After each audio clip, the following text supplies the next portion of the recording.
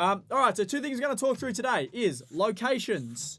And when I say locations, I mean the difference in locations and the potential differences in growth. So the scenario I'm going to run through here is young client of ours I've purchased for a friend of theirs, and they're a first home buyer.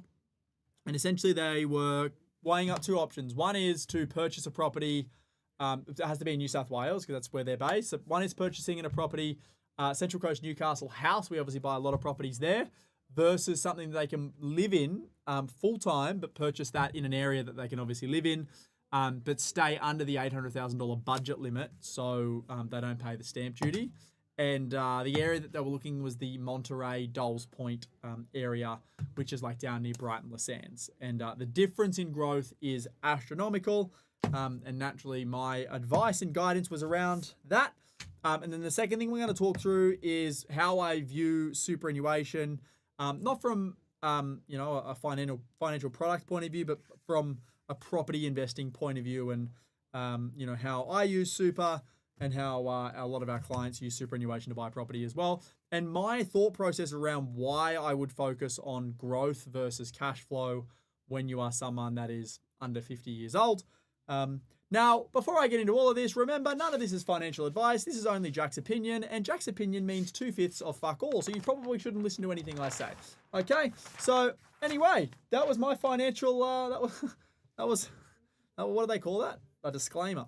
All right. So let's go through locations. So now a lot of people get caught up in locations, and they get caught up in locations for the wrong reasons. Now, I'm going to run you through a real life scenario, like I said. So, scenario is young girl, single, has a few $100,000 of cash, wants to get into the property market. Now, she had two locations in mind. One was, I'm just going to say Brighton, because people will know Brighton more than anything else, Dolls Point.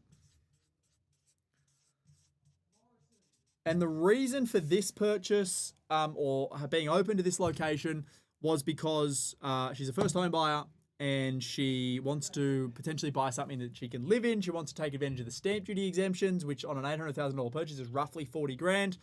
And she can't afford to be in like the eastern suburbs of Sydney or the inner west of Sydney or the North Shore. And Brighton is the closest that she can get to sort of the action for 800 grand. And that's the thing that I'll put in here, 800K budget for these locations. Now, the other location that I said was, why not go Central Coast or Newey for similar budget, same budget. You can spend up to 800 grand and just go and rent somewhere in Sydney. And if you still want to get the stamp duty exemption for the property in the Central Coast Newcastle, rent out, if you buy a 3-bedroom property, rent out 2 of the rooms. You have one of the rooms for yourself, so you can still go there on weekends. And then obviously got to be in Sydney to work during the week. Still get your stamp duty exemption, still buy for under $800,000. Now, the difference between these two locations is in this location, we'd be getting a house. And in this location, we'd be getting a unit, obviously closer to Sydney, further away from Sydney. And in her eyes, she was like, well, surely buying an apartment closer to Sydney will get me a better outcome from a growth point of view, and I can live in it myself, versus buying something, further away from Sydney, and I'll then still have to rent in Sydney to live. So I said, look, don't just take my word on this, because what's my word? My word's nothing. Let me get you actual data and make your decision around data, right? So the way that I worked it out was with the Brighton property. I'll just do a little things off here. With the Brighton property, she could rent that property for roughly $600 per week. If she wasn't buying it, she could rent it for $600 per week.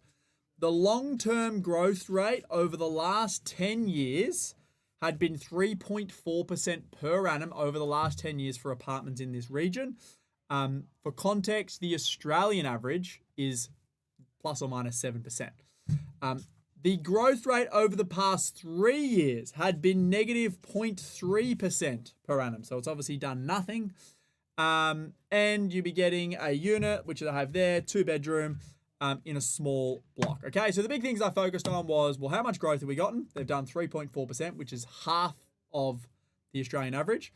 Over the last 3 years, it's done 0.3%, so little to no growth, and $600 per week it would cost to rent if you wanted to live there. Now, if I said, okay, Central Coast, Newcastle, I said long-term growth rates. I used a suburb called Gorican, which is on the Central Coast. That has done 7.6% over the last 10 years per annum, which is more than double this, which means if you would have bought a property 10 years ago, an apartment in Brighton or Dulles Point, or you bought a house on the Central Coast, you would have outperformed it by 2x. You would be getting rental income on these properties of roughly $700 per week. Now, she would only be able to rent out 2 of the 3 bedrooms. So if we just assume that you're renting all the bedrooms equally, she'd be getting $700 minus $230 because that's what her bedroom would be costing. So she'd be getting $460 per week in rent from this. And she'd be buying a house, like I said, but 7.6% capital growth over the last 10 years. So in both scenarios, we save the stamp duty. We're not paying stamp duty in each because the way that we've got this structured is she would still have a room in that property to have as her own. She would still have to rent in Dulles Point if she wanted to live there for $600 per week. On top of that, she'd obviously have the repayment, which is the difference between the rent and the mortgage. But if you bought a property at, she said 800 grand, so 800K over a 10-year period, if she bought it in the Central Coast and the Central Coast continued to perform at 7.6%, over 10 years, the property would be worth around about 1.8 million bucks, 800 grand apartment in Dulles Point over 10 years would be half of that. So it's probably worth around $1.2 million. So in this scenario, which one would you choose? Would you choose a location which may seem better, closer to Sydney, apartment, obviously because it's more expensive when you get closer to Sydney, you can live in it, or would you go a little bit further away from Sydney where you can buy a house?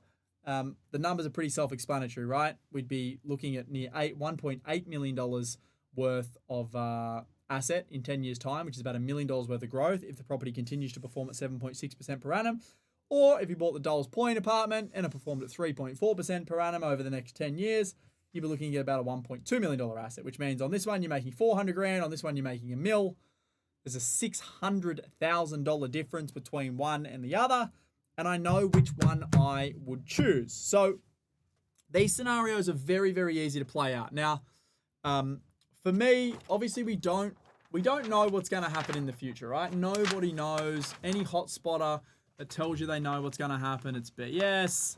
Yes, you have short-term data, and yes, you can potentially pick up on some trends, but at the end of the day, nobody knows what's going to happen in the future. All we really know is what has happened in the past, right? Because the past has actually happened and we have the data from it. The future has not happened. So I'm really big on past performance, and the reason I say that is because with locations, if you think about any location, wherever you live, regional, metro, good suburbs don't get worse over time. They only get better. So if you lived in an okay suburb 30 years ago, that was an okay suburb, chances are now that suburb's much better than what it was. If you lived in a great suburb 30 years later, chances are it's one of the greatest suburbs. So past performance is really important to me because generally what we see is over time, things get better. And when things become better and more scarce, people pay premiums for them. So that's why I always focus on historical growth. And a really key one is to look at, like if we're looking at the last 10 years worth of growth, so 2015 to 2025, like that 10-year period in all of Australia, but like if we just talk Sydney, let's just say properties doubled. Lots of properties did well and truly more than double, but let's just say they doubled. So if every property or most properties in Sydney double over that 10-year period, and then we look at something, say like that apartment that only did 3.4% over that 10-year period, it would make me doubt that over the next 10, it will perform better than it did over the previous 10, because the previous 10 years have been incredible in terms of lowering rates for the most part. Obviously, we've had a rate increase period over the last couple of years, but for the most part of that 10 years, rates were decreasing. Money was being printed like it was going out of fashion. The market's been really good. So if it hasn't performed really well over that period of time, chances are it's not going to do any better in the future because the market may not even be as good as it was over the last 10 years.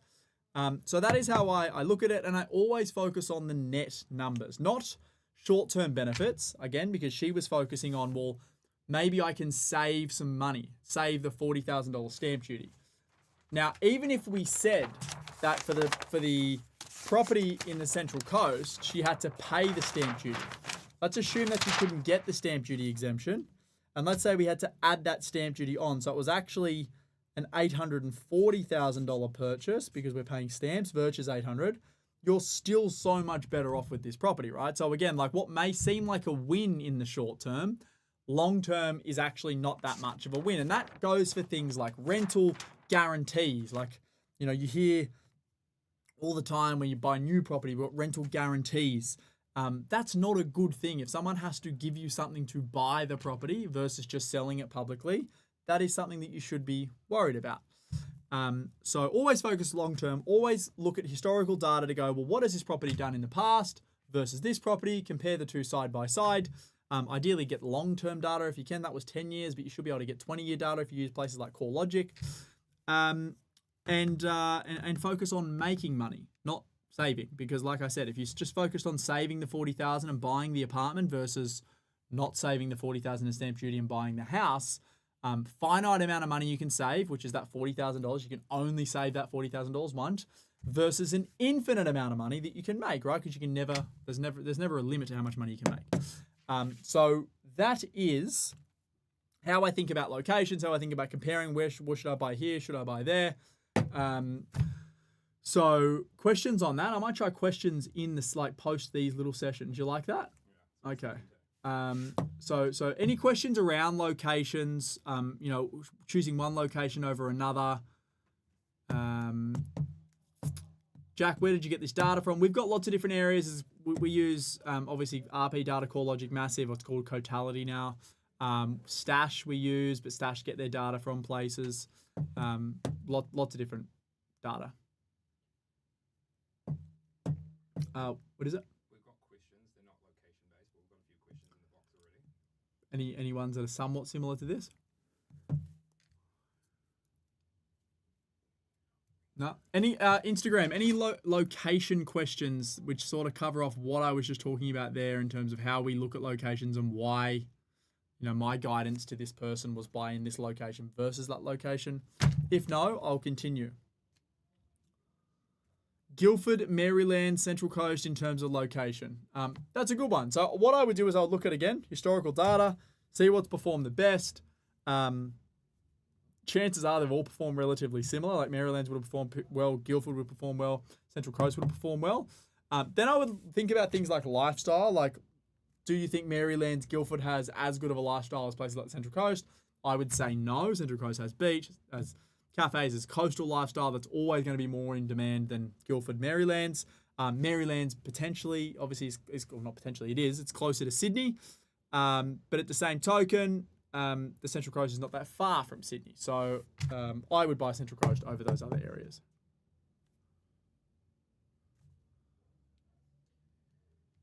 Someone said, is there a minimum population you look into? A minimum population. Is there a minimum population that I would look into? I mean, we don't buy in any of those small towns. So, the smallest place we would buy is Newcastle. And that's got a population of, 700,000, like Newcastle, Hunter Valley. So, I wouldn't buy in small towns. Few reasons for that. Small towns generally have a small population. They also generally have small sales volume as well, so the data can be very inaccurate. Like if not a lot of properties sell in a location, you're not going to get very, very accurate growth data. So, I generally stick to bigger cities. And then Mike says, you've talked about places where units can have more capital growth than houses. What should I look for? You're very right. I have said that. The way that I would look at it, is I would only buy apartments in locations where owner-occupier buyers want to live in apartments. So like I bought my first apartment in the eastern suburbs versus buying a house 40 k's from the city, for example. Has that apartment done as well as the house in the other location? Probably very, very close. Would a house in Coogee where I bought my apartment perform better than a house further out? Absolutely. Apartments generally only perform better than houses in locations where there's an affluent buyer for those apartments and the owner-occupier buyers live in apartments predominantly, which there isn't many locations like that around Australia, that's for sure. Then someone says, Gold Coast, it's too expensive for a house, but Bundaberg is better. I don't think that is true. I think that a lot of people, what they feel is expensive is because they're essentially selling out of their own pocket. And what I mean by that, and I teach my sales team this all the time, what is expensive to you is not expensive to someone else. So what is expensive to me, maybe not even in the picture for someone else, and what is expensive for someone else may be really cheap for me. So to say that the Gold Coast is too expensive, I think is incorrect. I think the Gold Coast is as expensive as it should be because it's becoming a lot more affluent. And then when you look at other properties in the Gold Coast, so most areas in the Gold Coast, let's talk from say Southport down to Burleigh, you're probably looking at like a median price of like 1.3 to 1.5 million bucks. Some areas a little bit cheaper, some areas a little bit more expensive. But then if you look at the best houses in those suburbs, places on Hedges Ave, for example, you're looking at like 30 and 40 million dollars, maybe more for properties, right? So in comparison to the most expensive properties, the normal people who live in normal houses, actually it's very, very cheap. And then I go, well, do I think this location is going to become way more expensive? Do I think the Gold Coast has more of a chance from going from 1 million to 5 million for a median home value versus Bundaberg? And I would say 100% because it's got lifestyle, it's got jobs, it's within an hour or close enough to an hour of Brisbane, it's landlocked, it's a city in Australia that everyone knows and lots of people want to live in, versus Bundaberg, which is a regional town that no one wants to live in. So that's how I think about it. And $1 million or $1.5 million in relative terms to Australia is not expensive in comparison to where I live, for example. Like $1.5 million gets you a 1.5 to 2 bedroom apartment. So yeah, make sure when you are looking at locations, you don't think, oh, that's expensive because you're selling out of your own pocket. Look at it in the grand scheme of, the rest of Australia. Cool. All right. All right, let's fire. Really similar to what you just said. It was Brisbane versus further north, e.g. Bundaberg. So anything to add? Yeah, Brisbane versus further north to Bundaberg. Same thing. It's like Brisbane is Brisbane and will always be Brisbane, right? So the closer you can get to the city, the more affluent the suburbs, the more scarce they are, the more scarce the land is, versus Bundaberg. I'm not saying Bundaberg's not going to perform, it probably will perform, but it's like, well, where is the growth being driven from in Bundaberg? Generally investors, not owner-occupiers. Like, I don't know one person in my whole life that has ever said, I'm moving from Sydney to Bundaberg. It doesn't happen. So I know lots of people who have moved from Sydney to Brisbane, right? Because people want to move to places where there's there's jobs and there's a lifestyle. So you'd always want to be as close as possible to the major cities, and ideally you want to get a piece of dirt in that major city. Now, obviously Bundaberg is a lot cheaper than Brisbane, so if you're budget constrained, then you would buy as close as possible to Brisbane.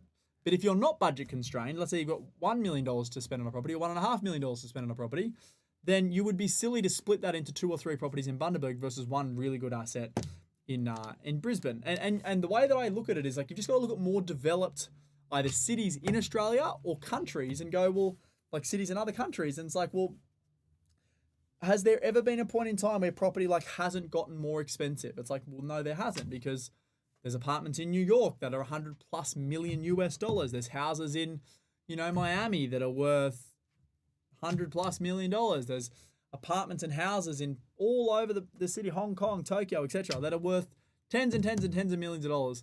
And they're going to continue to get more expensive. And the reason they're that expensive is because there's a high affluence buyer. They're not constrained by money because they're obviously wealthy people. And there's a limited amount of supply. So that's how I would think about it. And if as Brisbane gets bigger as a city, or anywhere gets bigger as a city, the land closest to the city becomes so much more in demand. So that's the kind of land that I want to buy. Yep. How far west would you go Newcastle way for a budget of $750K? Mm-hmm. And then the other one, any Newcastle or Maitland suburbs you wouldn't buy in? So the question was, how far west would I go of Newcastle with a $750,000 budget? And are there any suburbs inside of Newcastle that I probably wouldn't buy in? So short answer is for 750 now, you're probably going to have to be in a suburb like Taro or Beresfield or suburbs of Maitland. Obviously, you don't want to be in a flood zone. That's something you need to be worried about in Maitland.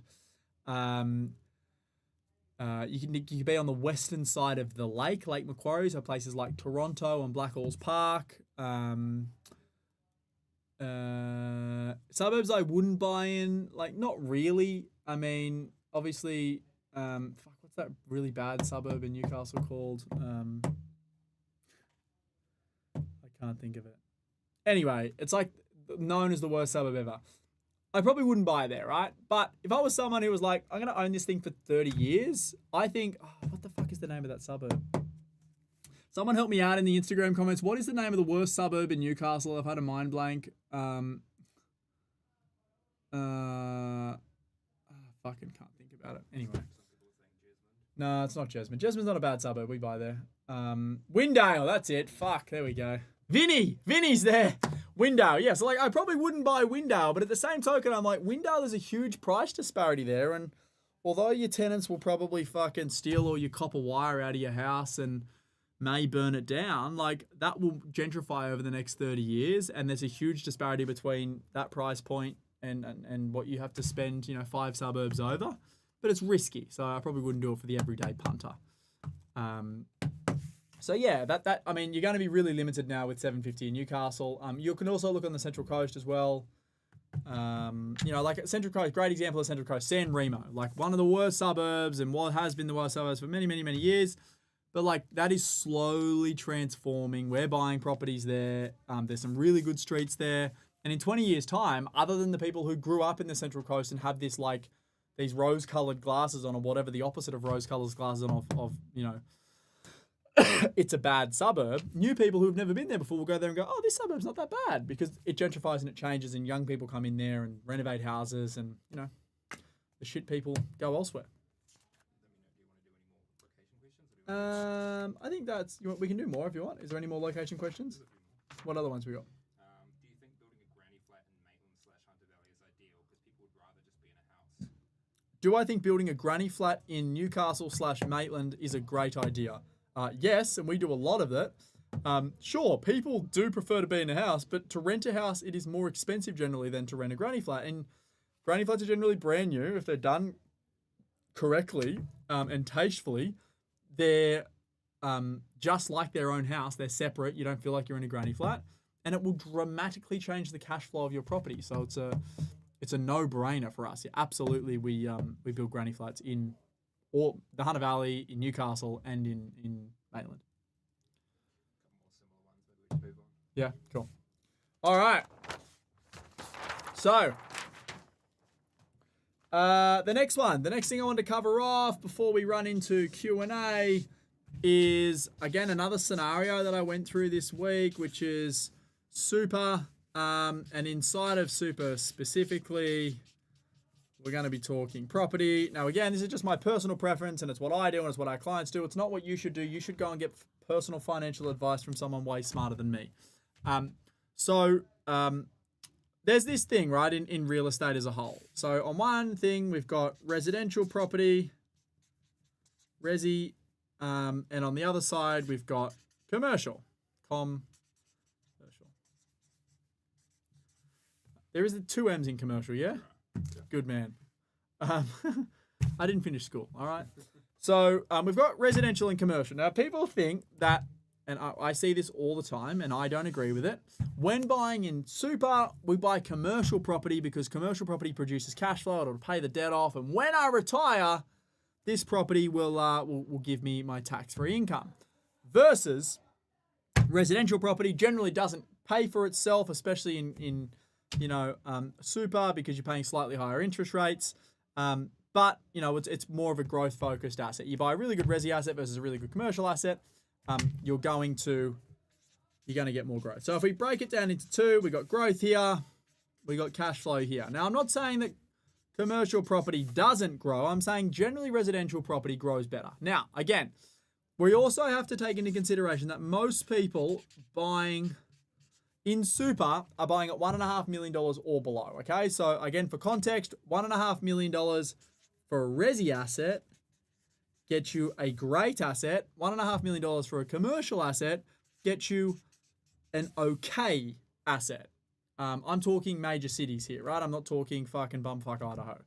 So the other thing is you don't pay tax on growth in super until you sell the asset. And if you sell it after you go into pension phase, there's potentially no CGT on growth and you get out of it tax-free, potentially. In commercial, you do pay tax on surplus cash flow. And tax inside of super is 15%. Okay, so no tax on growth, but tax on cash flow. So if I look at those things right now, a lot of people go, I want to buy a property, I want to buy a commercial property, and this just happened with another client of ours. They were using another company, which we put a stop to from what the asset they bought, but they bought a commercial asset in Melbourne that sold over 10 years ago for the same money that they are buying it for. So in the example I used before, again, focus on growth. They paid the same price that the current owner or the current seller bought it 10 years ago. The rental income hadn't grown because we checked the rental history, and it had been rented for 70 grand a year, to be rented for 90 grand a year, and now I'm pretty sure it was rented for around that $70,000 a year, so it hadn't had much rental growth. And they were essentially just buying the property because they said, well, it's getting, I think the purchase price was circa 1.1, they were getting 70 grand a year, it's like a 7% net yield, great asset, it'll pay for itself, pay itself down, amazing. But these people bought the commercial asset, the people that they're buying it off, for the same price 10 years ago. So it's had zero growth over that time, and the cash flow that it'd be producing on top of the repayments would be next to nothing. Whereas in a resi asset, pretty hard to go wrong with a $1.5 million residential asset in any major city, good suburb around Australia. You would be hard pressed to find a good resi asset that hasn't had at least 50% growth over that period of time. Most properties over the last 10 years have probably done more than 150% growth. Okay? So the way that I think about it is if you, let's say for my own situation, up until I'm probably 55 to 60 years old, I'm 100% in the residential bracket. And then once I get to 55, 60 years old, I'm starting then to plan, and I'm going to move my portfolio from growth to cash flow. And the reason for that is because up until 60, based on current superannuation rulings, you can't access your super anyway unless, something happens. Like you get a payout or permanent disability or that shit. But like up until a normal person retiring, 60 years old in today's economy, you can't access your super, but at 60 you can.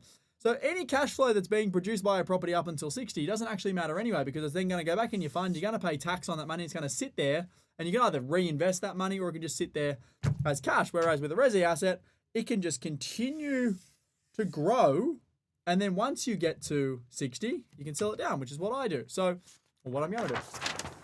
And this is how we focus on property in super. So this is what I, instead of buying a what's it called? Commercial property. So I would go and buy a house. Like I said, let's use the $1.5 million example. Let's say that on that property, we can get something that's going to give us a 5% yield. So it's giving us around $1,500 per week in rent. Okay, let's say we've got 80% debt on that.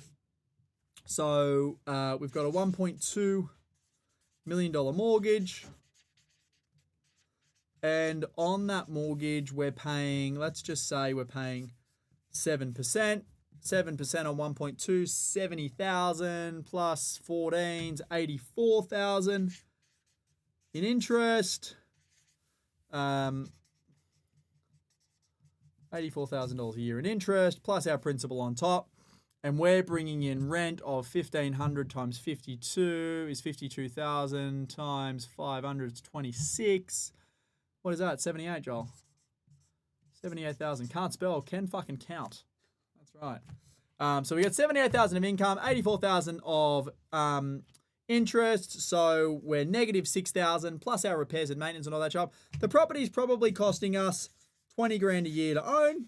That's including some principal repayments, some repairs and maintenance plus property management fees. And obviously, Jack Henderson is over here making his $30,000 max contribution into super. So we've got a little surplus there of $10,000 per annum. And that property over the next, what am I, 29 right now? I've got 31 years before I can access it. That property is going to slowly pay itself down. Let's assume you get a 30-year mortgage. That property over that period of time will pay itself down to zero. So in 30 years' time, remember those numbers? In 30 years' time, let's assume that all I did was buy one property. 30 years' time, that property's gone from being 1.5 million to 3 million over 10 years to 6 million over 20 years to 12 million over 30 years. Now, whether you believe these numbers or not, I don't really give two fucks. Just do whatever numbers you believe. If you think the property's going to go from 1.5 to 6 over 30 years or 1.5 to 3, whatever, I've just gone, it's doubled over 10 years to 3, it's doubled over another 10 years to 6, it's doubled over another 10 years to 12 million bucks. So in 30 years, we've got a $12 million asset that's got $0 in debt. Now remember, $12 million in 30 years' time is not $12 million today, so it's got $0 in debt. Let's say that Jack is 60 years old. Let's say that over the next 30 years, they increase the cap of what you can have in your superannuation as a tax-free. I sell down that property for 12 million bucks. I pay 0% CGT, assuming all these rules remain the same. 0% CGT. The only thing I pay as a selling agent, which is, say, 2%, $120,000. And I end up with, give or take, 11.8 mil net. Okay? Then with that $11.8 million, I would go and invest it. And let's say Jack just goes and invests it in something like an ETF or a managed fund. And let's say that gives me a 5% return on my money. That means on my $11.8 million, let's just get rid of the 8 and pretend that's not there. On my $11 million, I'm going to be getting $550,000 worth of income. And who knows what the rules in super will be in 30 years' time, but it could be completely tax-free. It could be taxed something. But that is what I would focus on. I would focus on growth all the way through until 60, sell down, ideally pay no or minimal CGT, transfer that money then into something which is more liquid, and that then does give me more cash flow. And like I said, don't get caught up on the exact numbers. You do whatever numbers work for you. But it's all about growing, getting to a debt-free position. The property's paid itself over that time. Plus, I've used my contributions, sold it down, transferred it, generating income now at 550 grand a year. 550 grand a year based on 30 years. That'd be like earning in today's dollars about 275-ish thousand. So that's 275 of today's money, inflation adjusted out at 2.5% per annum over a 30-year period. That is how I would do it. And look, you could over a period of time. So let's say that this is 10 years and this is halfway between here is 15 years. You could then sell that property maybe at 4.5 mil.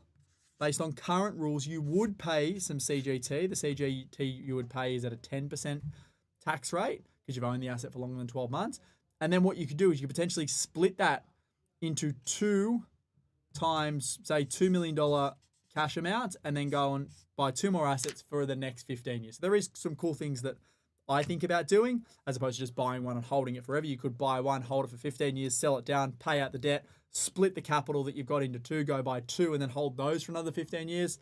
But yeah, growth, then cash flow. Not cash flow and then that's it. Okay, so that is how I think about it. And again, buying commercial real estate is very, very different from residential. If you don't know anything about commercial, you can get stuck. Like the leases are very complicated. For example, I've been doing a lot of videos recently with with childcare centers that we've been buying. And And a lot of these childcare centres are brand new, right? Developers have built them. They obviously go to the trouble to get the tenant. They go get a national operator, places like Fit Kids. They bring them in. And obviously when a childcare centre opens, they're generally not at full occupancy. So what happens is you have, and again, this is something that not many people know. You've got your lease. This is your lease here. And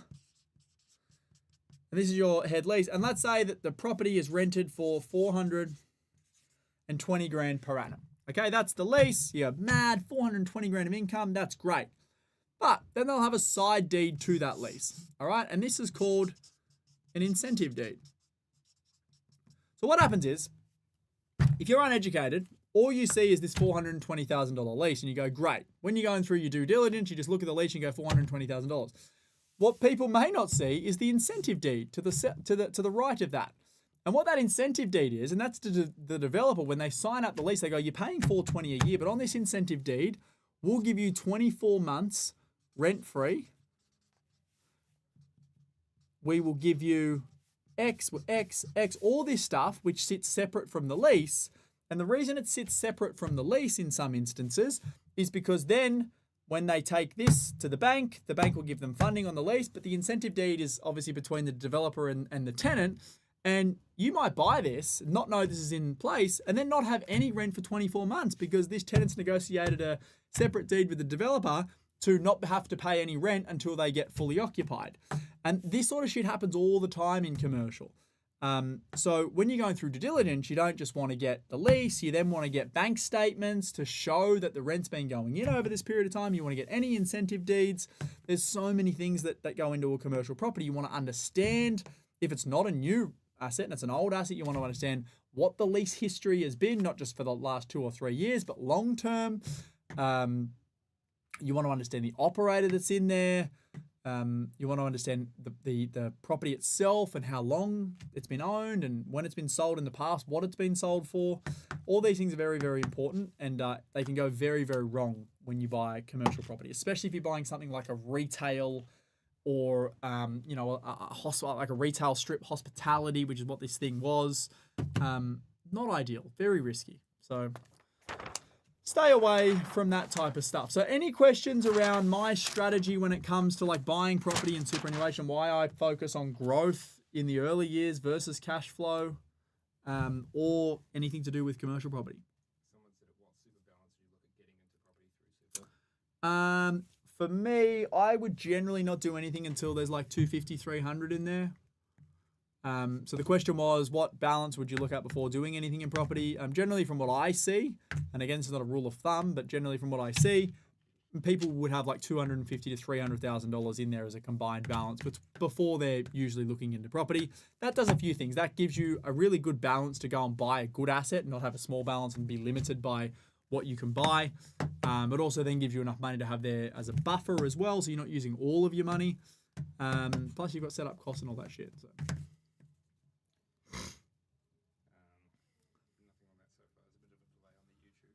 The old YouTube. Right. All right. Here we go. Marty Czar. He asks, he's a good man. Buy, develop, and sell, or hold for first or second development. So I look at, someone like the great Harry Triggerboff when it comes to developing, and the reason he is so wealthy outside of being an incredible developer is because he holds so much of his stock or his inventory. And obviously you need to have the capacity to do that, right? Because what most developers don't have any cash flow. Their business is developing. They generate next to no cash flow. They might get some development fees and shit like that, but it's, in the grand scheme of it, not a lot. So when they sell or when they materialize their gains, that is their cash flow, and they take some off the table and they reinvest the rest. But if you can run a couple of businesses side by side that are in the same sector and you can generate your cash flow from, like you, Marty, it would be your demolition business or, strip out business, that generates your cash flow. As long as you can afford to hold those assets, you can potentially avoid paying GST on those properties if you hold them for a long enough period of time. You can obviously leverage off those properties. You can claim things like depreciation on those properties, and you then get the long-term growth on those properties, and you aren't subjected to the market then, because with a developer, obviously you've got a feasibility, you buy the property today, it's approved in this time, you build it in this time, and then you sell it. And what you're hoping for is that the market is at the same level or better than when you bought the property.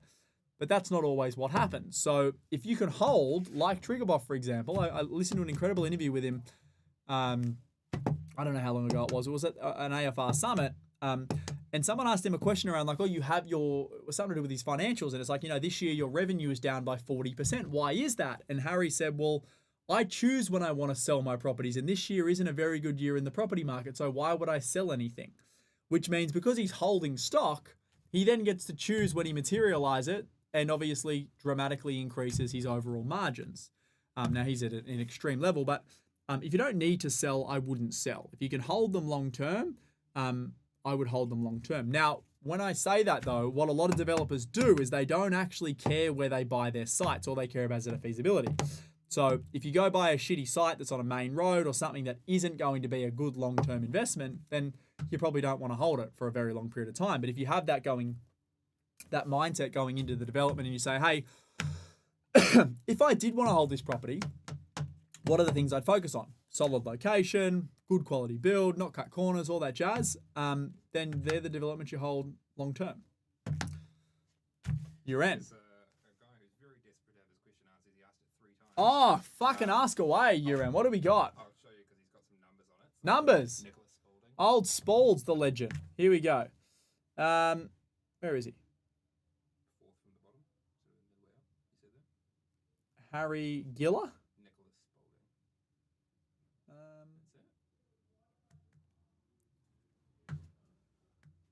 That's it. No, I can't see it. Spaulding. Oh, fuck. Sorry. Yes. My man, bottom line up from investment property 1, $220,000 of usable equity, salary of $174,000, $250,000 sitting in my offset. How can I scale? And I want to keep some safety buffer in the offset. Well, let's fucking do old Nick. Here we go. This is old Nico. Nick has. Hey, Mr. Spaulding, you've said 220,000 of usable equity. Can you tell me how much your property is worth? And then I'll work out what your debt position is. Income and cash. So income is 74K. What did he say here? He said cash 250 in the offset, and the house is worth, Mr. Spaulding, come on, give me the numbers. He's got equity of 220 and all right, Spaulding's not going to come back to me. Let's just say the value of the property is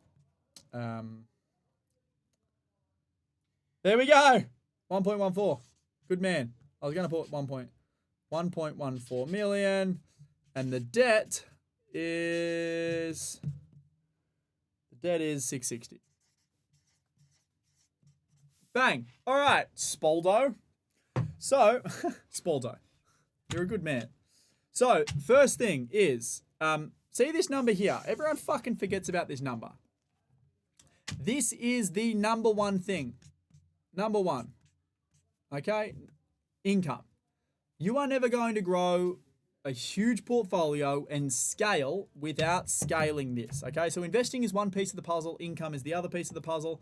You solve the income equation, you solve any equation. I know it's easy for me to sit here and go, oh, blah, blah, blah.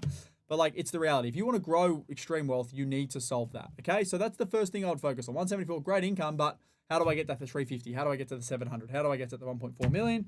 And the answer to that question is add that much value to society. Cash, great. Reality is, how much cash do you need sitting in your offset account? Do you need 250? Do you need 125? Do you need 100? Do you need 50? So I'd work that out, and let's say that it is 50 grand that you need sitting there as a buffer. 200 of that money needs to go to work. Now, if this here is your owner-occupier property, which I'm assuming it is, I would use that 200 to pay off this 660, and I would pay it down to 460. It's called debt recycling. So now you've got 460 of owner-occupier debt, and you've got 420 of usable equity. And then obviously I would use some of this equity to go and buy a property.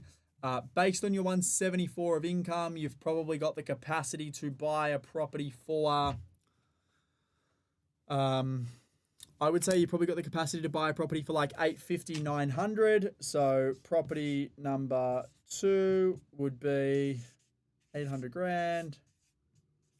Out of this, you would need about 200 grand. So 160 would be for deposit and 40K for stamps. And you'd also then have some surplus equity sitting there.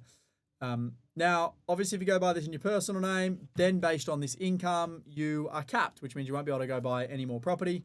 And that's why I said you need to solve the income equation. Now, obviously, you could maybe ring fence this inside of an entity, wait for it to obviously start paying for itself and you can recycle that equity, but it's not going to be really fast, okay? The other thing you could do, I don't know if you've got a partner or not, Nick. Fuck me, Dad. What was that, a human? That is terrible, Jack. Oh my gosh, look, it's got a cock. You could add another person, obviously, maybe a partner, husband, wife, whatever your jam is. And ideally, you can, go find someone that also earns another 175K of income. And then again, you've doubled it. You've got 350 of income now. The portfolio can scale larger. But like you've got the first piece, which is the equity piece. You've got good income, but your income is relative to your portfolio size. So you could go buy one more right now and turn this 1.14 into $2 million worth of portfolio. But if you want to get that from 2 to 4 to 6 to 10, this is the thing you need to focus on. So there you go, my friend. That is how you scale. You may not have liked the answer, but that is the reality. Your end. Yep. Hit me, brother. Lauren Priestley, buyer's agent. There you go. I didn't know who that was, and then I worked out that it's Lauren. Congrats. You're married and you got a new last name now. There you go. That's exciting. Got a good one. Hit me. What are you laughing at? I'm not great at being able to learn shit, but I want to be able to make a fuck ton of money by 25 to 30. Where should I start and what should I learn to make really good money? That's good. So someone just said, I'm not smart at learning things, but I want to make a fuck ton of money by 25 to 30. Where should I start? I wasn't smart. And I'm still not smart. I just focus on things that I know. I would remove that like 25 to 30 thing out of your mind, because when you put like these, and I've learnt this from Gary Vaynerchuk and Hormozy, when you put these like, made up time stamps or frames in your life, you make decisions based on that, right? You're like, I want to be rich by 25. And then what happens is you make decisions like that, and chances are those decisions are not good decisions because they're not decisions that you would have made if you were thinking over a 20 or 30-year horizon. They're decisions you make over a 2 or 3-year horizon, and they're generally short-term decisions and they're bad decisions. So don't think like that. Think, I want to be rich as fuck, and would I be rather worth $1 million at 25 or would I be rather worth $100 million at 40? And the answer to that question is I would rather be worth $100 million at 40. So you want to make decisions like that. The second thing I would focus on, so here, how about I write this down? So long-term thinking. Long-term thinking is the key. Thinking.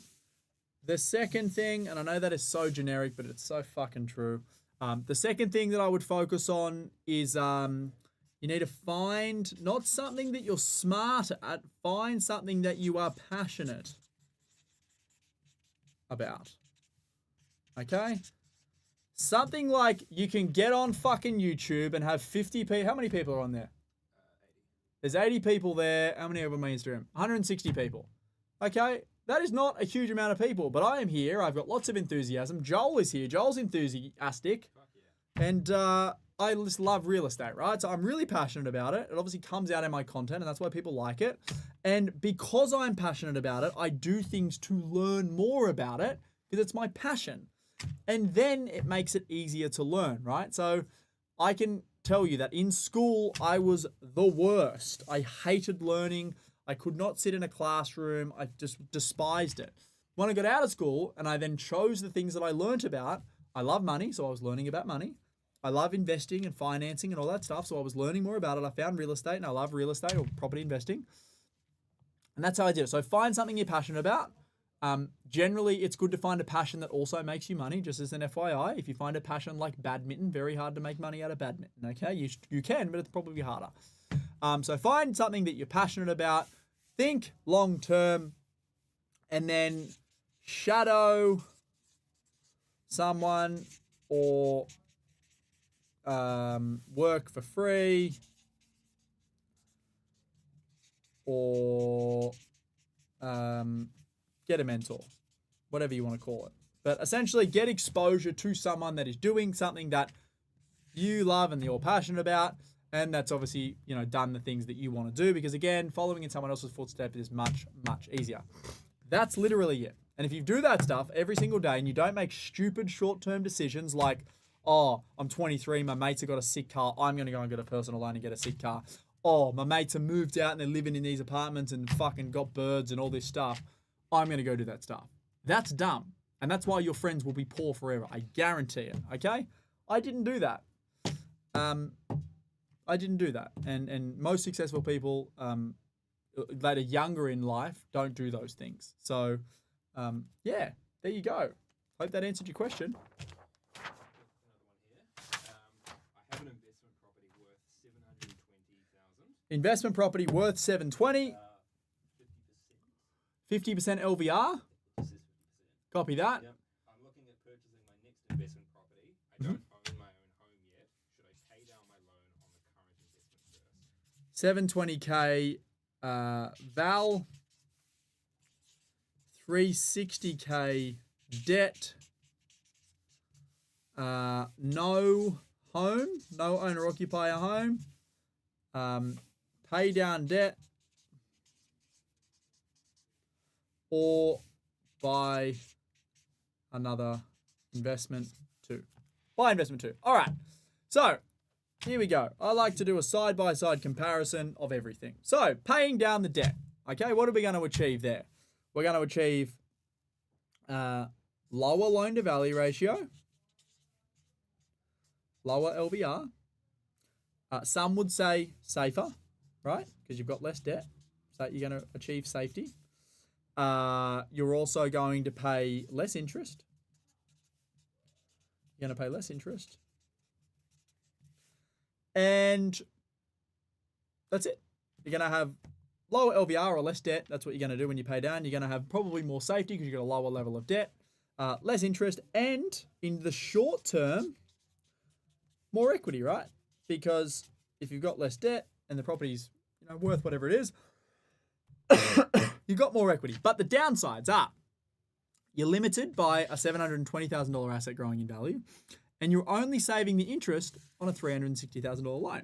Now, buy investment property too. What are the upsides?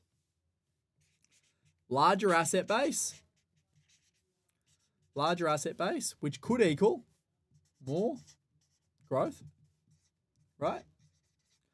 And if you didn't believe that you were going to get more growth and you said, oh yeah, but I could also lose more money, then you probably should sell the $720,000 property, right? Because if one property goes down, two are going to go down. But if you do believe they're going to keep growing, then you're going to have more growth, larger asset base. You're going to pay more interest, right? You're going to pay more interest, but the interest that you're going to be paying is less than the growth itself. So let's just assume that you went and bought one more 720 property, and you used 140. What's 80% of that? Is 140 off that. 620, 480. Yeah, you'd have enough money to do that. So you'd be able to go buy another property for 720. You'd use the equity from here to buy that, and you'd have 1.4 million bucks in assets. So you should have double the amount of growth. You'll obviously be paying more interest, but again, you'll be growing more. Less safe, but with less safety, you have more upside. So, what would you do? So one is choose the safe option, or what seems like the safe option, or choose what seems like the higher risk option. Now, remember what I said before for the people that was listening. There is a finite amount of money you can save. So if you pay this off to zero, you can only save the money that you're no longer paying on interest, right? But Are we focusing on how much money we can save, or are we focusing on how much money we can make? Because remember, there is an infinite amount of money that we can make. Now, obviously, it depends on how old you are, what your goals are. You don't have a home by the sounds of it, so you might want to buy one of those down the track.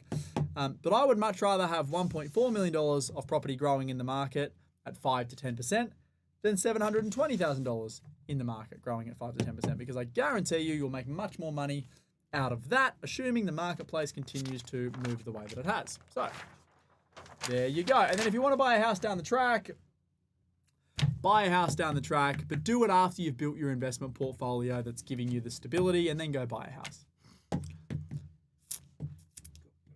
Yeah. Can we open the door a little bit? It's fucking on in here. Yeah, I'll just ask a question first. How to structure for multiple properties to get personal tax down, understanding that land tax on multiple properties becomes excessive no matter which state? Yeah, so essentially the question was there, how to structure for multiple properties to be able to keep tax down. Now, the short answer is you're going to get the most short-term tax benefits out of owning property in your personal name, right? Hello, that's Jack. So let's say that you've got 3 properties,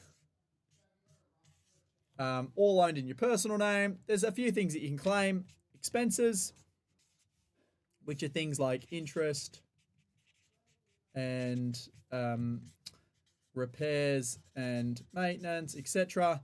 And then you've also got depreciation that you can claim. And all of these things end up going back to you as an individual, right? Now, you also have, this is the door through the house because they just look like arrows. You have expenses and you have depreciation. These are the 2 biggest things that you can claim. Now, you do have land tax. There is no way to avoid land tax. There are certain ways to maximize the land tax thresholds that you get. In New South Wales, for example, you can buy properties within a company structure. And if it is structured correctly, you can potentially get a new land tax threshold inside of each company structure. But by doing that, you forego the ability to claim these expenses against your personal name because the company owns it, not you as an individual. In Queensland, for example, inside of a new discretionary trust, you get a new $350,000 threshold for each property that you buy. But again, you forego these things. So you can't always win, all right? You gotta pay the piper at some time. Now, the best way if you're going to do it in your personal name to minimize your land tax is to go, well, how do I expose myself to an amount of property inside of each state that allows me to stay very close to the land tax threshold? So this property, for example, might be in New South Wales. This property, for example, might be in Queensland. This property, for example, might be in Adelaide. G'day, doll. Hello. How you going?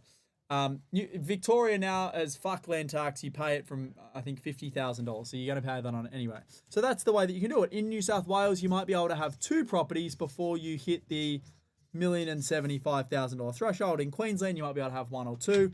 In Adelaide, it might be the same. So you can generally get to many $1 million worth of property around the country without hitting land tax threshold. I haven't even spoken about my favorite place in the world, which is Perth. It's a great place.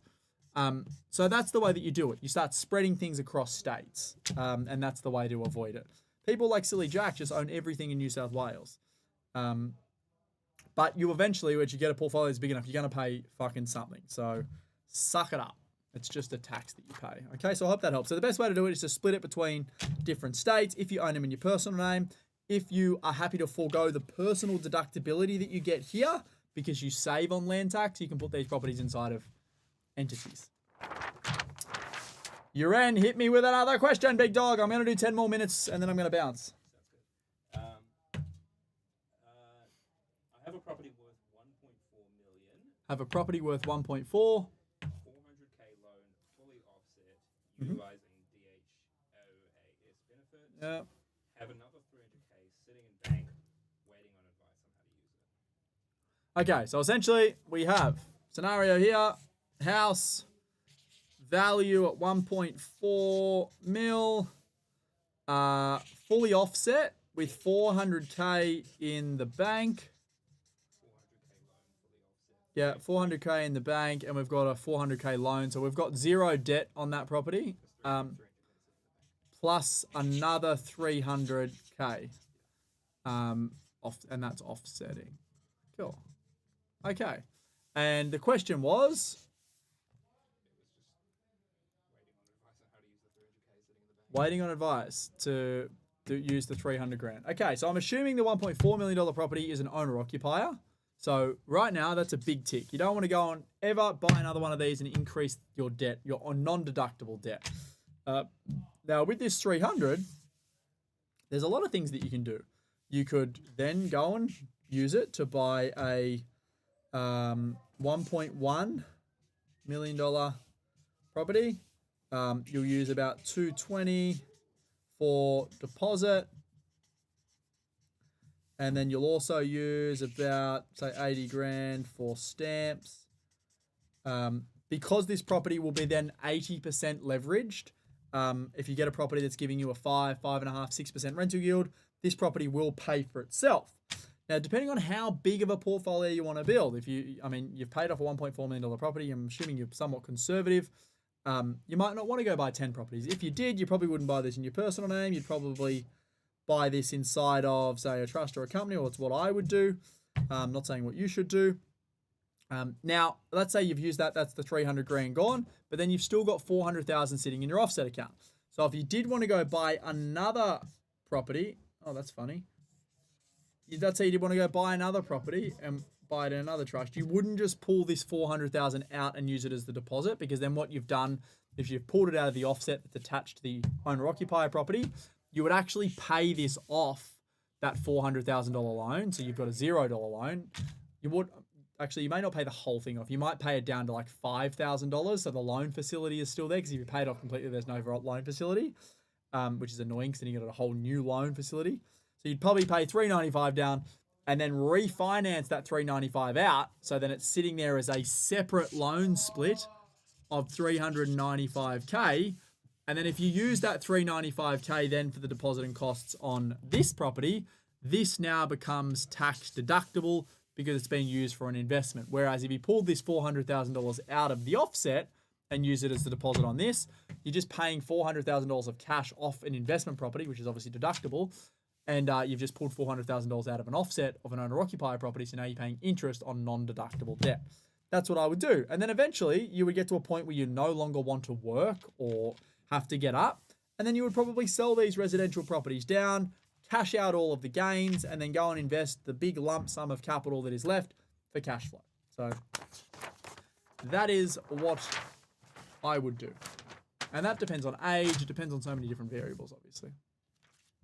Cool. Another one for you.